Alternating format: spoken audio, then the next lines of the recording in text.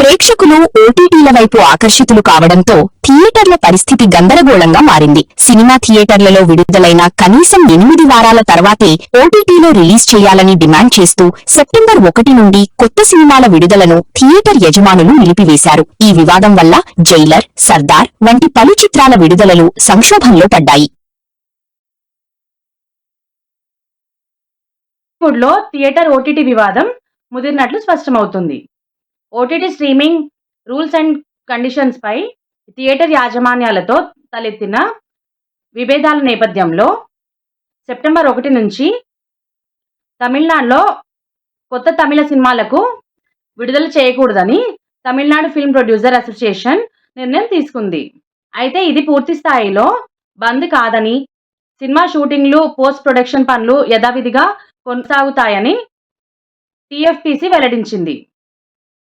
ఈ వ్యవహారం నేపథ్యంలో సెప్టెంబర్ 1 తర్వాత రిలీజ్ కానున్న తమిళ సినిమాలపై తీవ్ర ప్రభావం పడనుంది.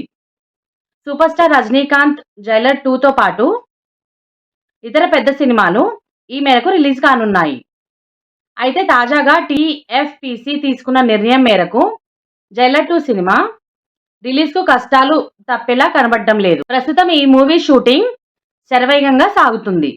మొదటి పార్ట్ బ్లాక్ బస్టర్ విక్టరీ సాధించడంతో జైలర్ 2 పై ఫ్యాన్స్ లో భారీ అంచనాలున్నాయి. ఈ మూవీని అక్టోబర్ 15న విడుదల చేయనున్నట్లు చిత్ర యూనిట్ స్పష్టం చేసింది.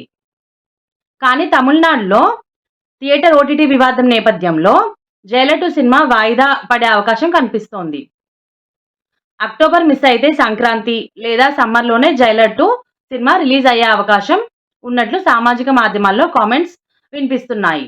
ఇక కోలీవుడ్లో ప్రస్తుతం నెలకొన్న ఈ వివాదానికి గల ప్రధాన కారణం థియేటర్లలో విడుదలైన సినిమాలకు ఓటీటీ ప్లాట్ఫామ్స్లో స్ట్రీమింగ్ చేసే కాలపరిమితి అని తెలుస్తోంది. సినిమా రిలీజ్ అయిన 8 వారాల తర్వాతే ఓటీటీలోకి రావాలని థియేటర్స్ యాజమాన్యం డిమాండ్ చేస్తోంది.